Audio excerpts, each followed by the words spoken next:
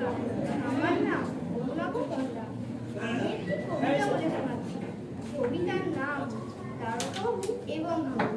কবি ভবানী প্রসাদ মজুমদার।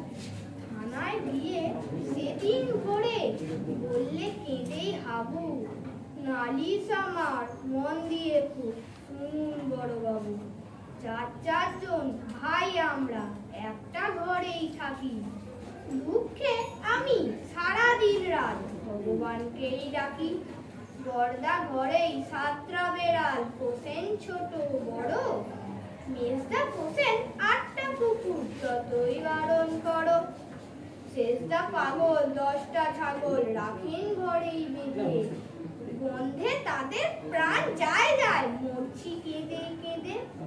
দ্বারকা বাবু বললে হাবু, তোমরা কি সব ভুলো, সদাই খুলে রাখবে ঘরের জানলা দরজাগুলো। শুনেই হাবু বেজায় কাবু বললে করুণ সুরে, 150 পোষা পায়রা আমার যাবে